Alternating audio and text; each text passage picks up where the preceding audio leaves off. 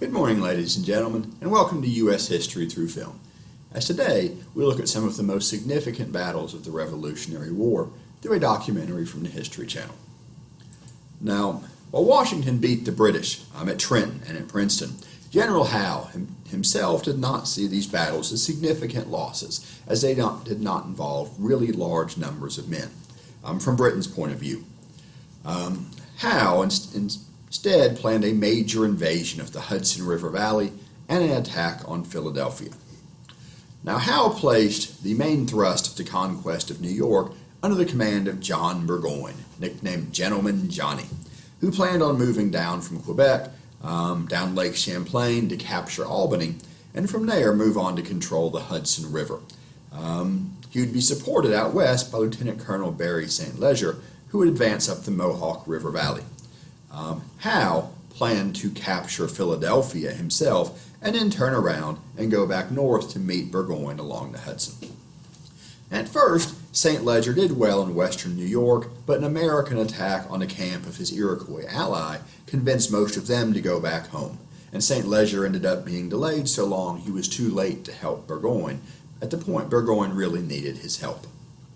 Burgoyne, as he moved into northern New York and Vermont, sent out messengers, scouting parties, raiding parties meant to capture supplies, but many of those scouting and raiding parties were themselves captured or killed, and soon Burgoyne was cut off and low on supplies. Now, because Washington was trying to defend Philadelphia, General Horatio Gates was sent to New York to take command of American forces there, and he and Burgoyne began to maneuver around each other in a series of battles remembered as the Saratoga Campaign. Now, one of the first major battles in this campaign was at Freeman's Farm on September 19, 1777.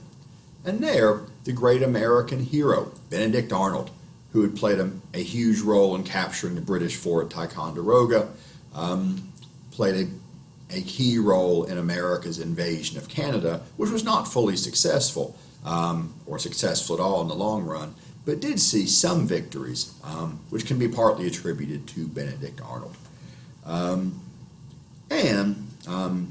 At Freeman's Farm, Benedict Arnold saw that Burgoyne planned to attack in force, and finally got Gates to allow him, Arnold, to move men into position to try to block Burgoyne, Gates not wanting to risk his forces.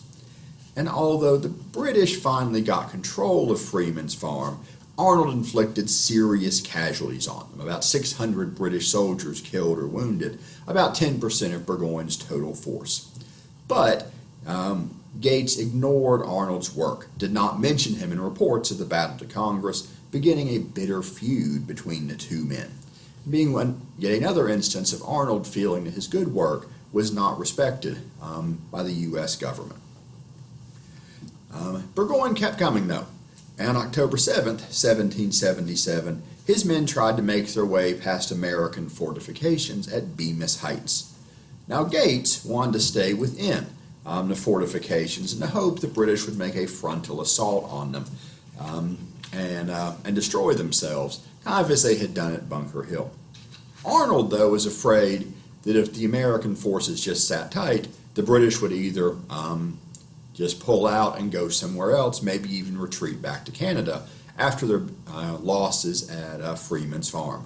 Or else he feared if Americans sat tight, the British might make a flank attack and try to get them on the side where they would be more vulnerable. But Gates didn't want to sit tight and ordered Arnold to stay out of the battle.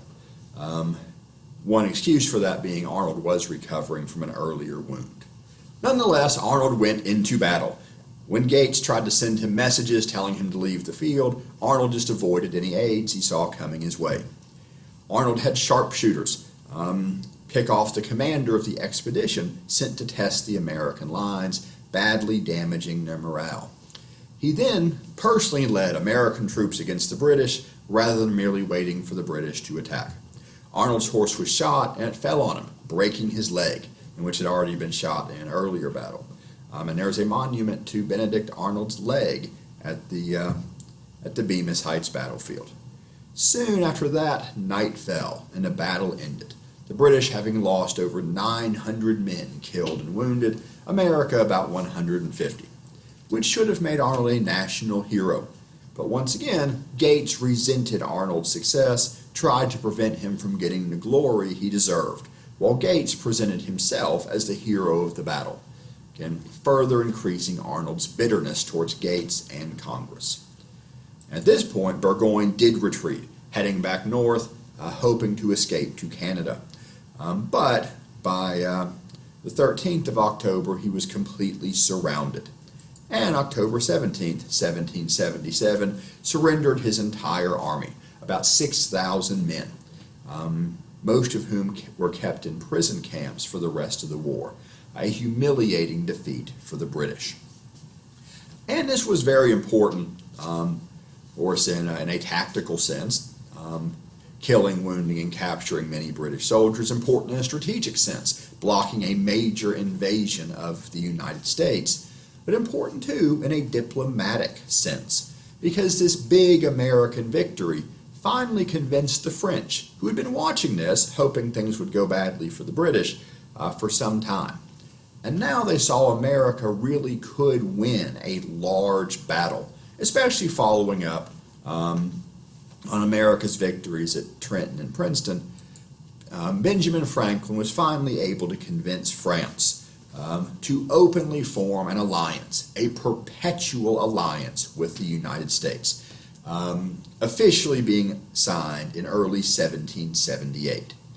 And in years to come, Spain and the Netherlands would also declare war on Britain, and would fight them in Europe and the Caribbean and elsewhere. The Netherlands, at least, would, like France, also lend the United States quite a bit of money and send some supplies to finance the war.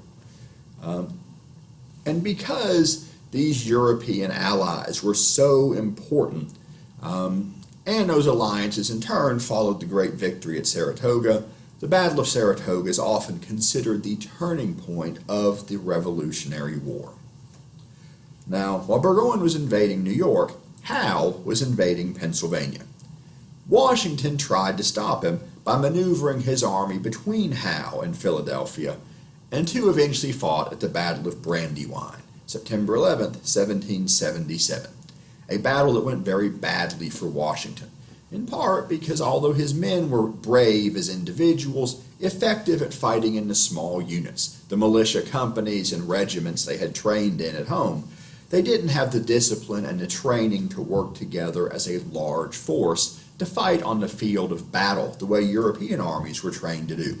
Washington's men were forced to retreat. The British chased them until nightfall, but once again did not catch them, Washington again keeping his army intact to fight another day. But about 2 weeks later, September 26th, Howe captured Philadelphia. And when he did so, he assumed that Washington would surrender, that Congress, who had escaped to meet in some other town in Philadelphia, would likewise surrender. After all, the custom in European wars was that if you captured the enemy's capital, the war came to an end. But Washington and Congress would survive to continue the war. And we'll look at these important battles through an episode of a documentary series produced by the History Channel. The Revolution was a 13-part miniseries, 13 being considered a lucky number in the early days of our country in honor of our 13 states. And this was produced in 2006. The entire series runs from the Boston Massacre all the way through George Washington's presidency.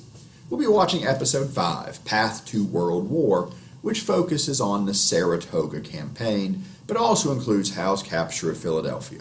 Again, overall, it is pretty accurate. The costumes and settings are pretty good. And I hope that you will enjoy it.